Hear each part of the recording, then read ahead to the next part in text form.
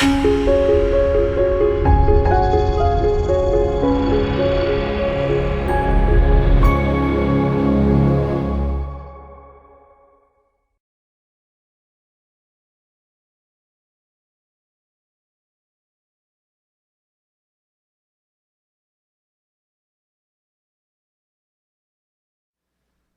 e paz, queridos irmãos. Eu vou falar-vos numa língua estranha chamada português. E vou falar devagar porque calculo que a maior parte das pessoas aqui não esteja habituada a ouvir falar esta língua estranha do português de Portugal. Podem abrir as vossas Bíblias. Gênesis 11 conta-nos uma história que é importante para compreendermos a língua em que vos falo nesta manhã. Nesta manhã não, nesta noite. Eu não vou ler o texto, mas quero recordar-vos este episódio. Em Gênesis 11, os homens quiseram construir uma cidade, uma torre, porque acreditavam que Deus vivia a 2 quilómetros do céu. E então a convicção era que se eles conseguissem construir esta torre, eles chegariam à estatura de Deus, ao lugar de Deus. Eles invadiriam o céu. Deus não gostou desta ideia e quando os operários estavam lá a trabalhar, estava um operário na Torre de Babel, um deles era português e um deles era brasileiro. E então, até esta altura, eles falavam a mesma língua. Mas Deus decidiu castigar a vaidade do português e a vaidade do brasileiro, fazendo com que o português tivesse de falar português para dentro, como eu, e o brasileiro falasse sempre português para fora, como vocês. Significa que quando eu estou a falar, eu vou falar devagar, para vocês terem tempo para acrescentar sons àquilo que eu vos estou a dizer e perceberem aquilo que eu estou a falar. Certo? Agora, graças a Deus, em Atos 2, vão lá, corram lá. Atos capítulo 2, corram. Atos 2, Deus começou a resolver o problema de Gênesis 11, enviando o seu Espírito aos discípulos e à igreja.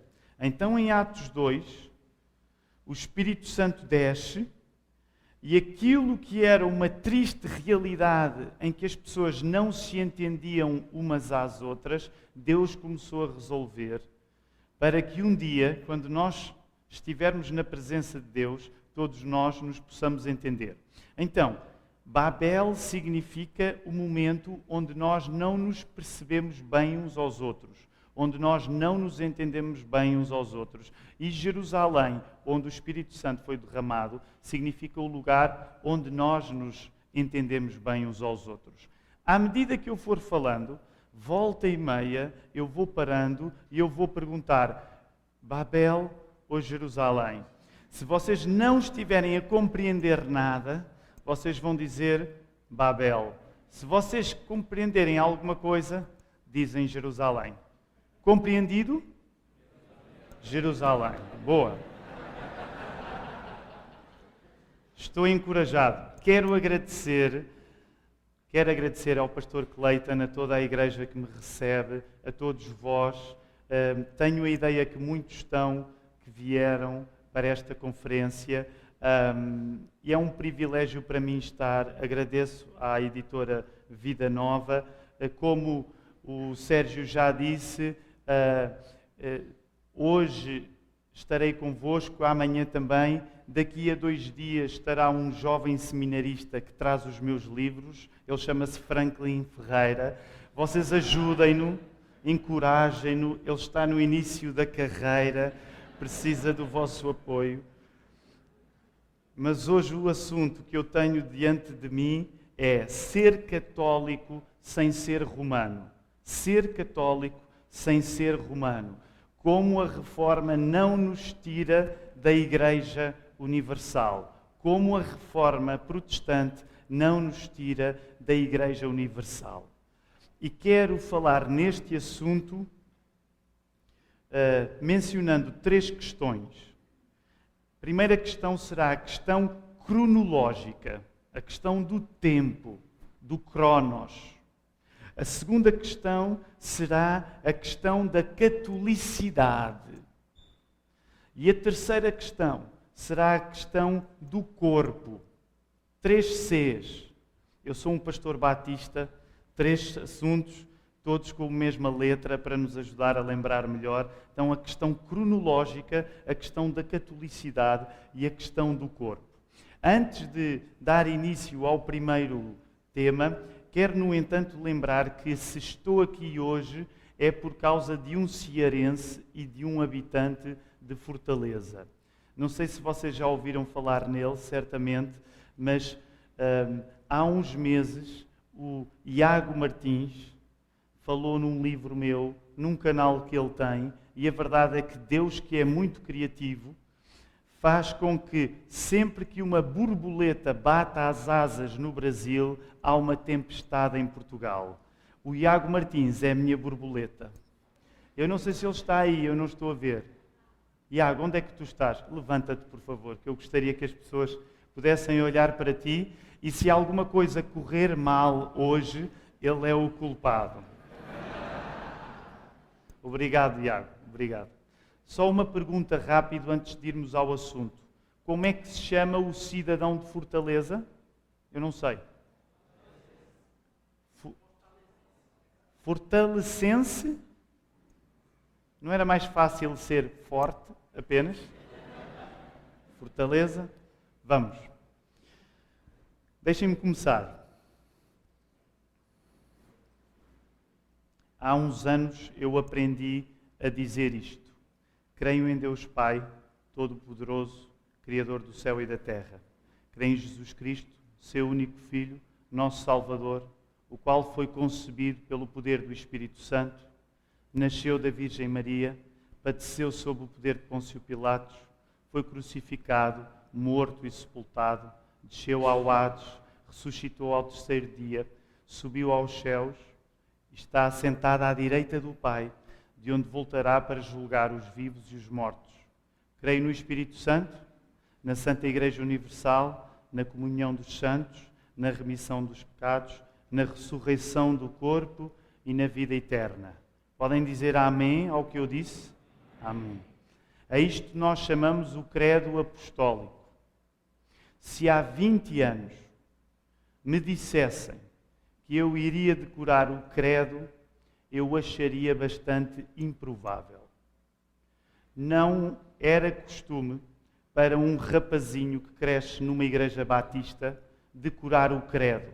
Em Portugal, que é um país de maioria católica romana, o credo era algo que nós achávamos que pertencia aos católicos romanos.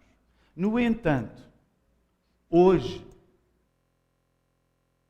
uma coisa que muitas igrejas evangélicas estão a redescobrir e a decorar, e inclusive em alguns casos, a ensinar aos seus próprios filhos.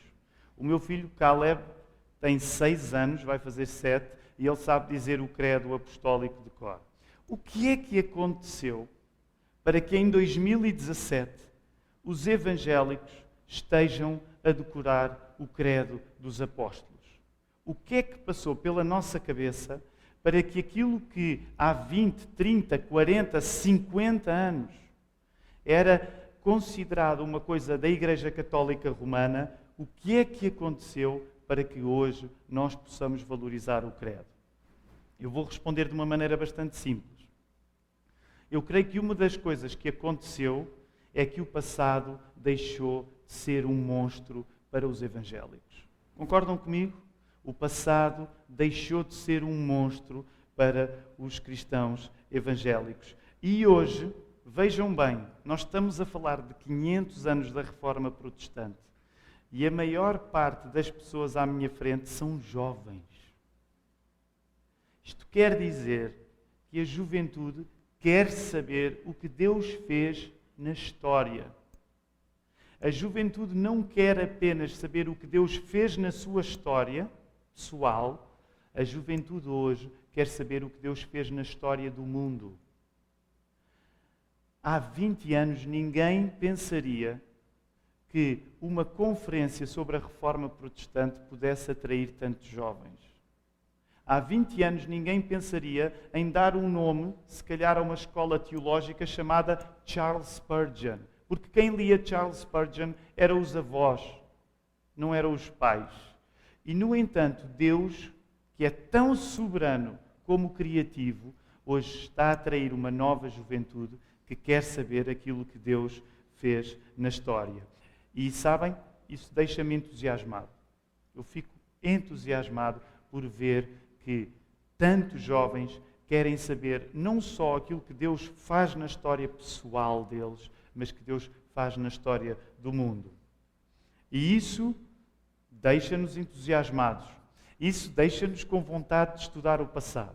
Ora, a verdade é que, de repente, parece que cristãos evangélicos começaram a valorizar a história novamente e começaram a valorizar a tradição. E começa a haver um interesse em que nós possamos não só saber aquilo que aconteceu na história dos nossos pais, mas saber aquilo que aconteceu na história da Igreja de todos os tempos. Sabem? Uma definição possível para a Igreja Católica é a Igreja de todos os tempos e de todos os lugares. A Igreja Católica, a Igreja Universal, é a Igreja de todos os tempos e de todos os lugares. E parece que muitos jovens brasileiros, aqui em Fortaleza, querem saber a história da Igreja de todos os tempos e de todos os lugares. Não sei se ouviram falar, em 2007, um senhor chamado Francis Beckwith era presidente da Evangelical Theological Society, uma coisa importante no mundo norte-americano. Presidente da Sociedade Teológica Evangélica nos Estados Unidos. Converteu-se ao catolicismo romano. Tornou-se católico romano. E aqui e ali nós começamos a ouvir histórias de alguns cristãos evangélicos que se tornam católicos romanos. Sabem, deixem-me contar-vos uma história sincera que mudou a minha vida. Há 10 anos, mais ou menos, começámos uma igreja nova. E quando começámos esta igreja nova, quisemos ser uma igreja reformada na teologia. A nossa igreja-mãe, uma igreja fiel, não era uma igreja reformada como nós quisemos ser. Mas nós quisemos ser claros na teologia reformada que tínhamos. A determinada altura, a igreja começou a crescer devagar. Em Portugal tudo acontece devagar. E um jovem chegou lá e ele já tinha passado por igrejas pentecostais, porque tinha arranjado uma namorada pentecostal, mas depois arranjou uma namorada testemunha de Jeová e foi para as testemunhas de Jeová. Finalmente foi para a Igreja Batista, não porque tinha arranjado uma namorada batista, mas porque em Portugal a Igreja Batista é o lugar para onde nós vamos quando não temos namoradas. E ele não encontrou nenhuma namorada lá. Mas quando ele foi lá para a igreja, rapidamente mergulhou na teologia reformada. De uma maneira tal que ele se tornou o polícia do nosso calvinismo. Agora, eu não sei se acontece a mesma coisa em igrejas reformadas no Brasil. Mas às vezes, numa igreja reformada, há sempre um que é o polícia do calvinismo, que vai corrigir o pastor com o artigo qualquer do catecismo do Westminster. Estes polícias do calvinismo são uma praga. Okay? São uma praga, pelo menos ali era. Agora, este era o mais calvinista dos calvinistas que eu tinha. Ele fazia a minha vida difícil. Deus, aparentemente, tinha-o predestinado para fazer a minha vida difícil. A parte pouco divertida da história é que ele se tornou católico romano a seguir. E eu não contava com isso. Então, aparentemente, na sua vontade de mergulhar na história, ele chegou à conclusão que a igreja que mais respeitava a história, a igreja que mais respeitava a tradição, era a Igreja Católica Romana. E eu só estou a levantar o pó, mas eu gostaria que nós esta noite pudéssemos pensar nisso. Será que para nós sermos cristãos que respeitam a história e a tradição, temos de nos tornar católicos romanos? Será que nós, para sermos bons cristãos da Igreja Universal, temos de estar dentro de Roma? E era um pouco isto que eu gostava que nós esta noite pudéssemos falar também. Sabem, vou falar de um teólogo que provavelmente vocês desconhecem. Ele está a dar os primeiros passos também, como o Franklin Ferreira, um jovem francês chamado João Calvino. Já ouviram falar? Então, João Calvino escreve as Institutas e sabem, o prefácio às Institutas é uma carta que João Calvino escreve ao rei de França. E uma das preocupações que Calvino tinha era explicar que, ao contrário do que se dizia, os protestantes não eram uma seita nova. Então, uma das preocupações que João Calvino tem, quando começa a escrever as suas Institutas, é dizer ao rei que ele não tem de ter medo dos protestantes, porque os protestantes não estão a inventar nada de novo. E isto é interessante, porque nos lembra que já há mais de 4 séculos, sobre os cristãos evangélicos, caía uma acusação de que eles estavam a inventar coisas novas, de que eles estavam a abandonar a fé histórica. Não é de agora que muitos olham para os cristãos evangélicos como se nós estivéssemos a inventar. E sabem o que é que Calvino teve de fazer logo no início das Institutas? Ele teve de mostrar, entre várias coisas, que os pais da Igreja, aqueles homens que Deus usou nos primeiros séculos a seguir, nos primeiros séculos da história cristã, Calvino teve de mostrar que os pais da Igreja defendiam coisas que a Igreja Católica Romana do século XVI e XVII não defendia. E 3 assuntos. Os pais da Igreja não diziam nada sobre a transubstanciação, por exemplo. Os pais da Igreja não diziam nada acerca de os pastores terem de não casar. Os pais da Igreja diziam coisas acerca da iconoclastia, sobre não existirem representações nas igrejas. Então, o que é que Calvino estava a fazer? Calvino estava a demonstrar que, ao contrário do que era a acusação comum, os protestantes não estavam a inventar coisas novas, mas os protestantes estavam a manter a Igreja na tradição apostólica, na tradição dos pais da Igreja. Logo, nós podemos dizer que, neste sentido, a Reforma Protestante não quer andar para a frente. Num certo sentido, a Reforma Protestante queria andar para trás. Queria manter-se ligada à tradição dos apóstolos. É verdade que, quando nós lemos os pais da Igreja, há muita discussão. Os pais da Igreja não são canónicos, nem eles se entendem muitas vezes uns com os outros, mas os reformadores, como Martinho Lutero, como João Calvino, entendiam que a reforma se fazia não para inventar alguma coisa de novo, mas para defender a tradição. Se alguém inventava alguma coisa de novo, não eram as igrejas protestantes, tinha sido a Igreja Católica Romana ao longo de muitos tempos. Por causa disso, e estou a falar-vos desta questão do tempo, Calvino dizia uma coisa interessante. Calvino dizia que a Igreja Católica Romana não sabia viver senão detectando a Igreja com os olhos. O que é que eu quero dizer com isto? Para o catolicismo romano, a Igreja detecta-se com os olhos, mas para o cristianismo evangélico, a Igreja não se detecta com os olhos. Como é que para nós a Igreja se detecta? Qual é o sentido que para nós, enquanto cristãos evangélicos, nós detectamos a Igreja? Não é pelos olhos, mas é porquê? Esta é uma pergunta complicada. Para a Igreja Católica, um católico pensa assim: está ali um edifício de uma igreja, logo estão ali cristãos. Um cristão evangélico não pensa da mesma maneira. O cristão evangélico detecta a igreja não com os olhos, mas com os ouvidos. Um católico vê uma igreja, um edifício de uma igreja, uma casa de oração, e ele diz: existem ali cristãos. Sabem como é para nós? Se nós ouvirmos a palavra de Deus pregada, nós dizemos: existem ali cristãos.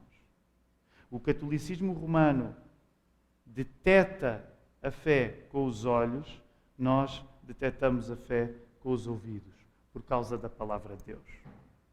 Então, e por isto mesmo, Calvino dizia que o catolicismo tinha uma obsessão pelos olhos. É importante nós compreendermos que, nesse sentido, Deus deu-nos olhos para ver, mas nós somos uma fé que valoriza o ouvir, porque isso significa a centralidade da palavra. Logo, primeiro ponto, ao contrário daquilo que os protestantes eram acusados, nós não queremos quebrar com o passado, nós queremos continuar junto da tradição apostólica romana. Então, a primeira questão cronológica. Estão comigo ainda? Sim? Jerusalém.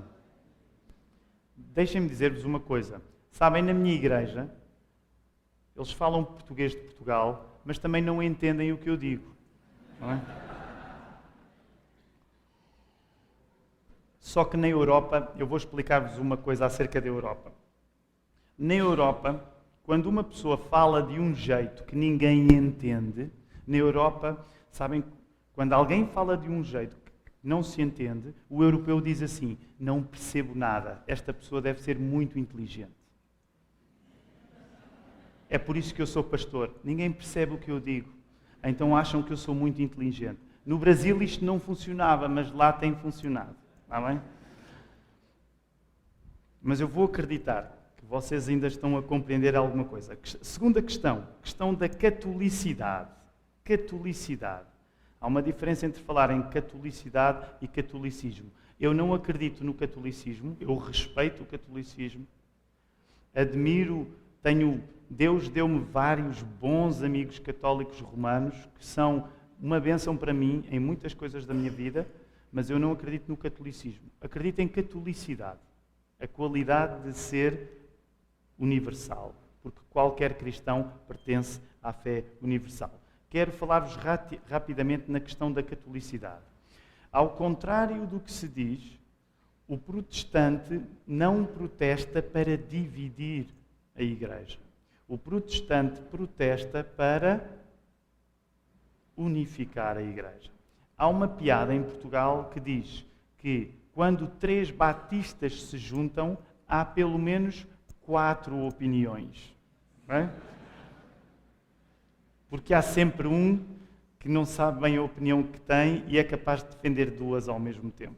Agora, eu não sei se assim é aqui, mas deixem-me dizer, esta viagem no Brasil está a ser incrível. Eu, em São José dos Campos, passei por uma avenida, acho que é a Avenida Andrómeda, e eu nunca vi tanta igreja evangélica junta como no Brasil.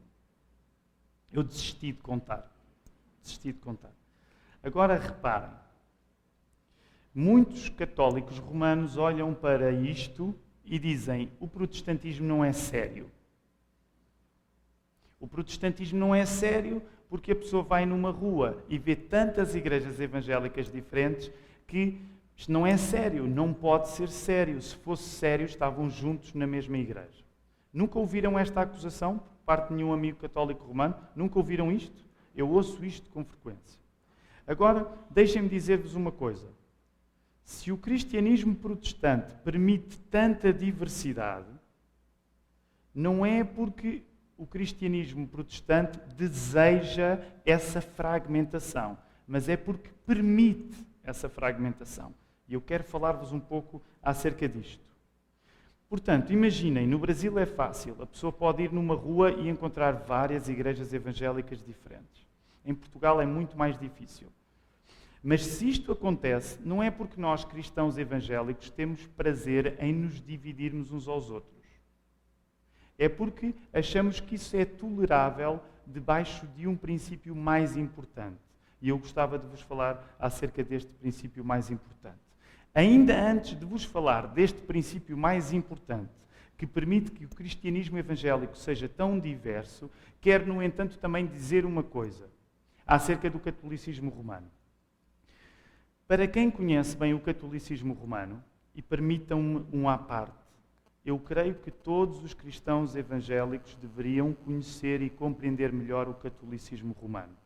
Sabem, em Portugal eu zango-me um pouco, às vezes com os meus colegas pastores, porque eles olham para o catolicismo como se o catolicismo fosse uma caricatura de há 50 anos. E essa não é a maneira certa de pregar o Evangelho. E deixem-me dizer-vos, vocês que são jovens, interessem-se em compreender o catolicismo romano. É muito importante. Até para, numa cultura de maioria católica romana, vocês poderem esclarecer as pessoas acerca de uma fé que elas julgam que têm e que muitas vezes não praticam. Tendo dito isto, quero também afirmar. Ao contrário do que parece, o catolicismo romano é tão ou mais diverso que o cristianismo evangélico. Os católicos romanos muitas vezes gostam de passar a ideia de que os cristãos evangélicos zangam-se uns com os outros e abrem igrejas novas, mas eles estão todos unidos. Isso não é verdade. É verdade que o catolicismo romano reconhece a autoridade do Papa. Qualquer movimento católico romano reconhece e aceita a autoridade institucional da Igreja através do Papa, mas se vocês conhecerem uma pessoa do Opus Dei e conhecerem um jesuíta, é como se juntassem um calvinista a um neopentecostal. Conhecem calvinistas e neopentecostais? Okay. Se vocês juntarem um jesuíta na Igreja Católica a uma pessoa do Opus Dei, a diferença é tão grande ou maior. Por isso, de cada vez que alguém vos disser que os católicos romanos são muito unidos, ao passo que os evangélicos são desunidos, investiguem melhor, porque as coisas não são assim. É verdade que a Igreja Católica reconhece uma autoridade institucional do Papa, mas isso não quer dizer que as pessoas dentro do catolicismo romano concordem umas com as outras. Há muita discussão. Podemos entender a catolicidade protestante, e quero falar-vos da catolicidade protestante, numa vontade, como já vimos, de voltar para trás, de estar ligada ao passado. Quando nós valorizamos o passado, estamos a manter uma catolicidade evangélica, uma catolicidade reformada. Podemos entender a catolicidade evangélica, reformada, protestante, eu estou a usar as três palavras como sinónimos. Podemos entender a catolicidade evangélica na vontade que houve de os reformadores concordarem uns com os outros. Agora deixem-me dizer, com Lutero é uma maravilha. Eu amo Lutero. Eu não sou luterano de confissão, mas sou luterano de coração. Mas sabem, Lutero era muito intenso. Sabem o que é que eu costumo dizer na minha igreja? De cada vez que prego um sermão mais duro, eu costumo dizer assim: se vocês acham que eu fui duro, hoje a seguir vão ler Martinho Lutero, para gostarem do pastor que têm, está bem? Porque Martinho Lutero a pregar, a fazer qualquer coisa, ele podia ser de facto muito intenso. Só para terem ideia, sabem, Lutero fazia uma coisa que eu quero ver se consigo fazer. É uma coisa que eu almejo fazer no futuro. Lutero era capaz de pregar um sermão e rogar pragas à congregação. Momento de confissão agora. Quantos pastores é que estão aqui que gostavam de rogar pragas à congregação? Eu sou um deles. Vocês vão ver, se comprarem este livro, vocês vão ver Lutero num sermão a rogar. Lutero dizia assim, mesmo, eu estou a parafrasear, mas era mais ou menos isto, que vais para o inferno tu e a tua família se... Sério, ele dizia isto. Pregação punitiva. Não é expositiva, é punitiva. Agora, Lutero, eu estava a falar-vos da catolicidade evangélica. Lutero nem sempre foi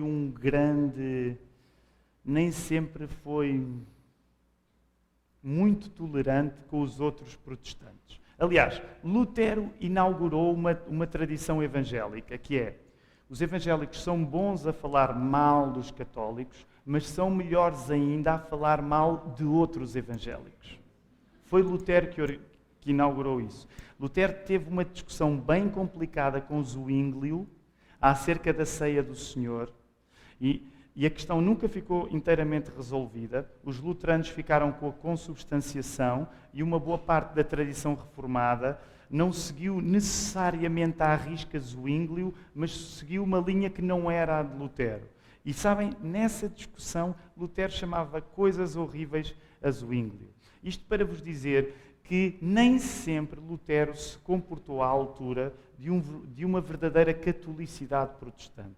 Devemos admitir isso. No entanto, quero dizer-vos isto: se é verdade que a perspectiva acerca da ceia do Senhor se manteve diferente entre protestantes, a verdade é que os protestantes concordam numa verdade mais essencial, de que a presença mais real de Cristo, que serve para guiar a Igreja, não é a experiência mística do sacramento, mas é a presença de Cristo que acontece através da pregação da palavra.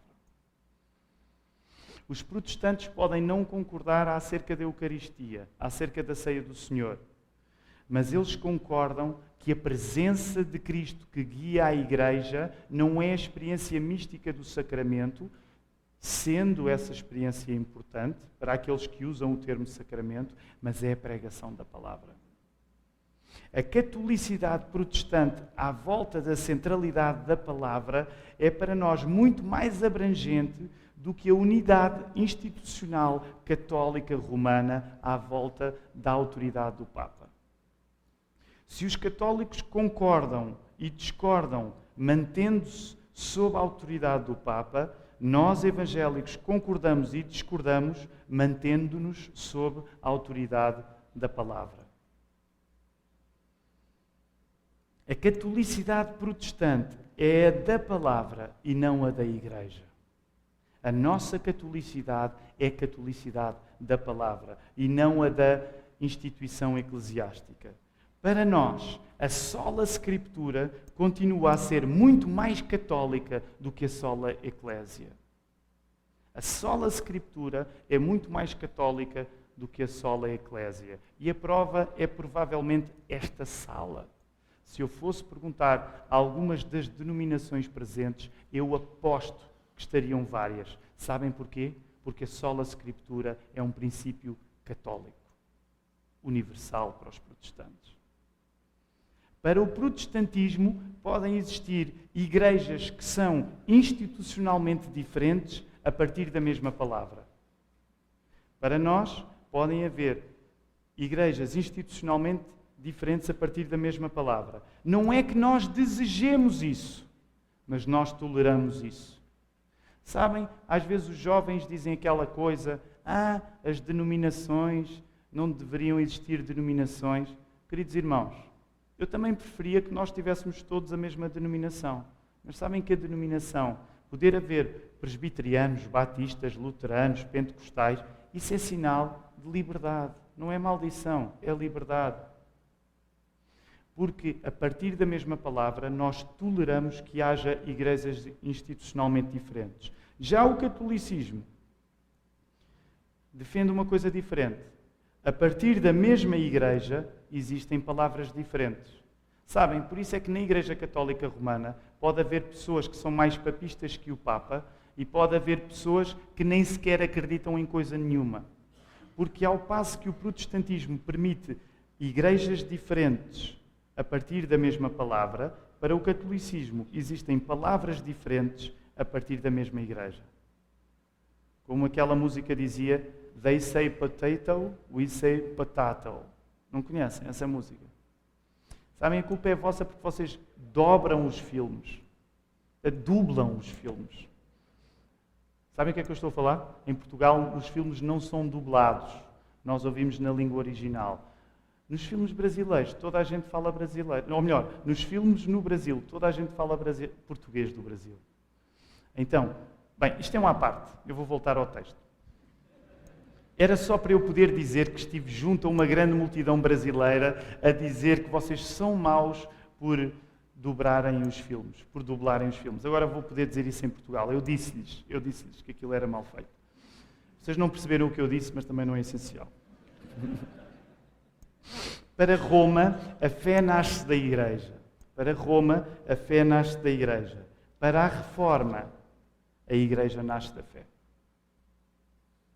Nós temos visões diferentes acerca do que a catolicidade deve ser, mas a catolicidade deve sempre ser. Quero terminar no último assunto. Lembram-se? O primeiro era cronológico, o segundo era o quê? Era a catolicidade. E qual era o terceiro? Alguém tomou nota?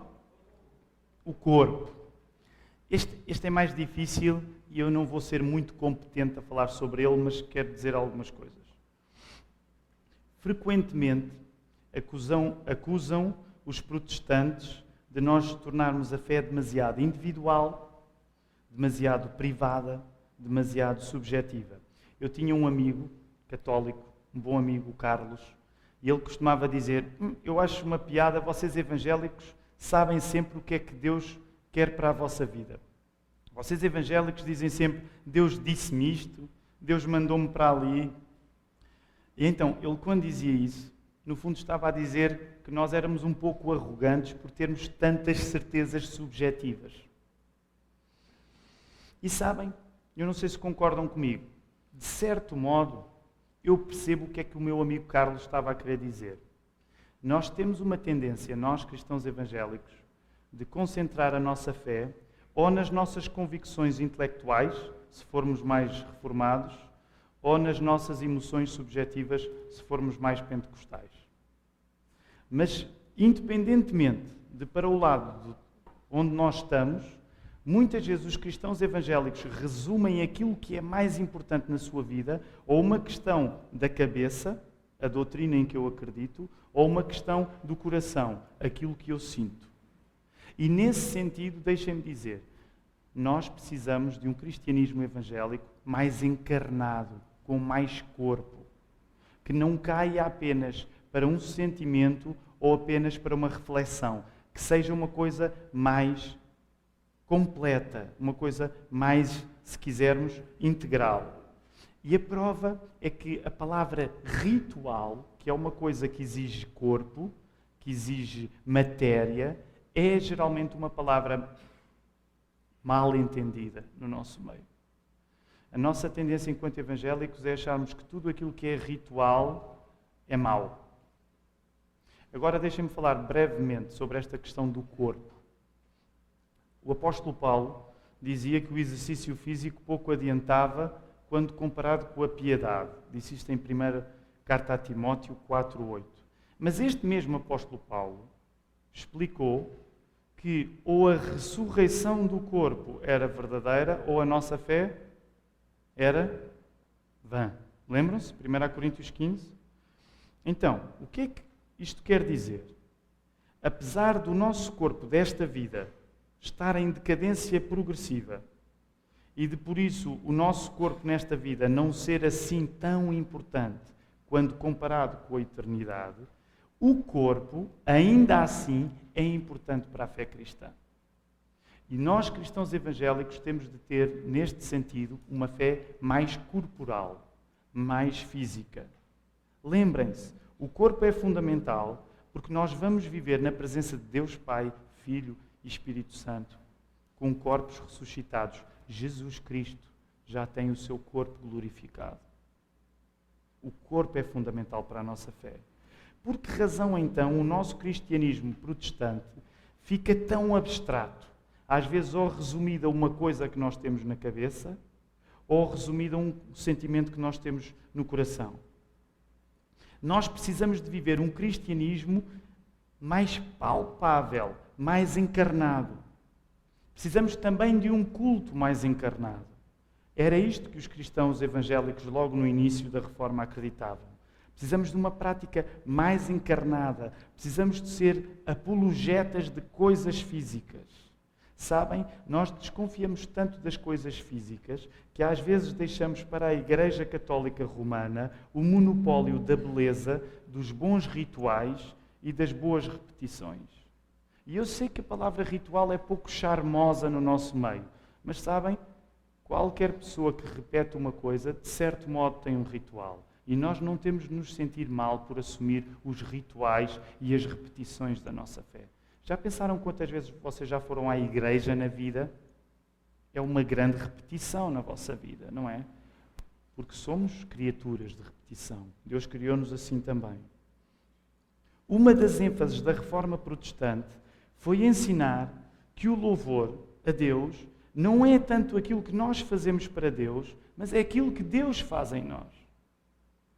No entanto, nós achamos que ir à igreja louvar é alguma coisa que eu vou fazer para Deus.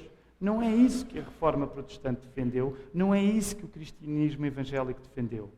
O louvor não é aquilo que eu faço para Deus. O louvor é a celebração daquilo que Deus faz para mim. O louvor cristão não é o que tu fazes e sentes e dizes acerca de Jesus. O louvor cristão é o reconhecimento daquilo que Jesus fez, disse por ti, acerca de ti. Ainda assim, nós temos um louvor demasiado centrado nas nossas emoções ou nas nossas racionalizações. Como se nós só louvássemos quando estamos muito conscientes. E eu agora não vou aprofundar muito este assunto, porque ele levava-nos... Quero recomendar-vos um livro muito bom, que vai sair pela Vida Nova, do James K.A. Smith, You Are What You Love. Como é que se vai chamar? Você é aquilo que ama. Comprem esse livro, ele vai sair este ano ainda, não é?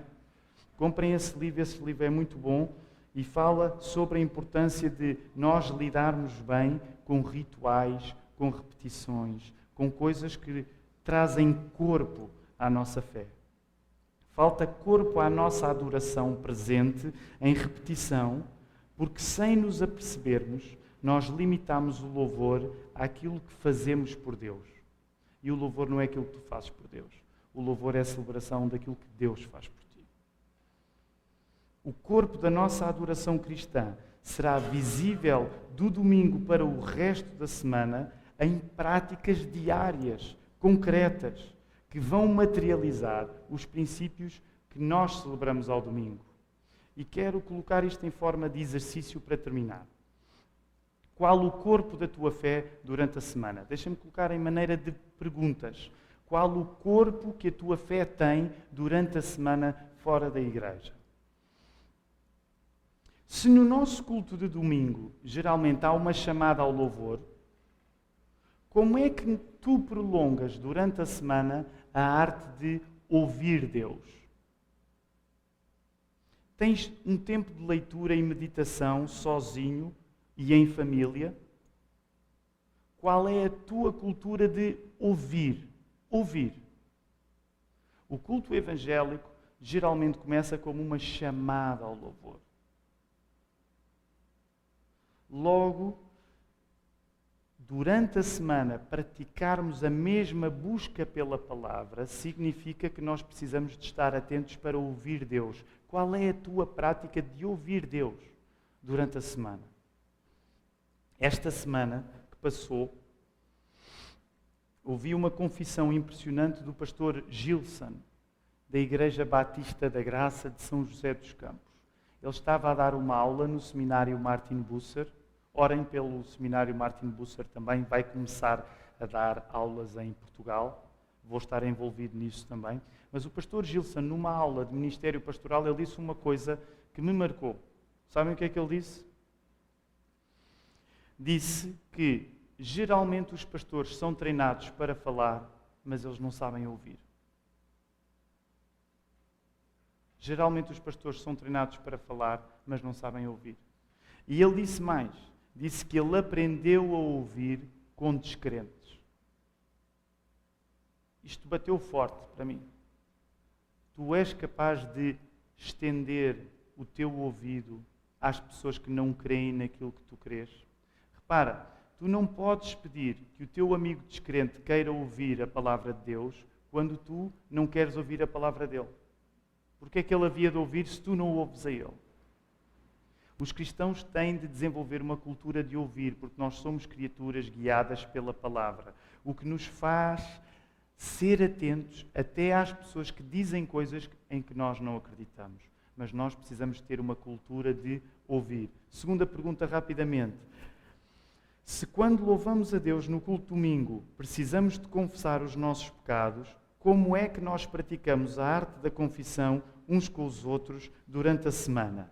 Como é que tu praticas a arte da confissão durante a semana? O pastor Clayton falou a questão de confessar ainda agora, abordou esse assunto. Tu confessas os teus pecados.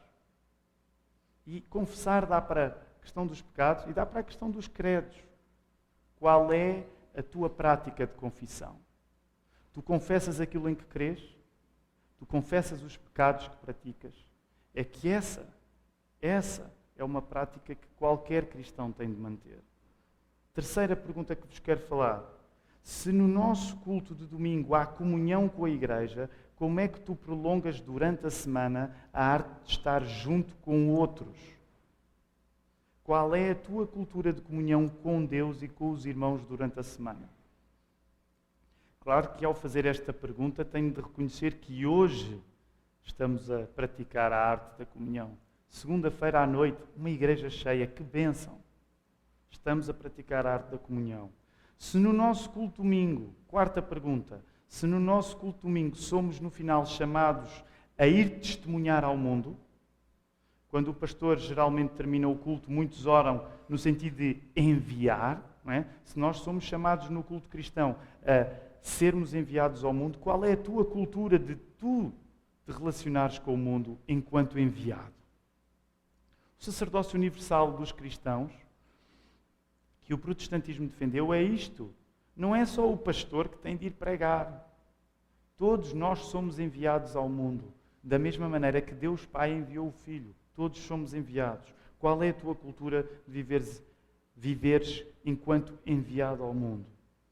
Onde está, afinal, o corpo da nossa fé que torna a Igreja Universal, católica? Não tenhamos medo do nome, católica universal. Uma igreja que é em qualquer tempo e em qualquer espaço. Quero terminar pedindo rapidamente que pudessem abrir as vossas Bíblias. Não sendo um sermão, sendo uma palestra, mas gostaria que pudéssemos terminar com a palavra de Deus. Hoje já lemos o texto de Romanos 1, 16 e 17, como o pastor Clayton disse e com razão. Foi um texto que virou a vida de Lutero de pernas para o ar. Eu sei que no Brasil não se diz pernas para o ar, disse uma coisa diferente. Também se diz pernas para o ar? Okay. Babel, Jerusalém? Jerusalém, aí. Romanos 8, 35, 39. E aqui quero terminar.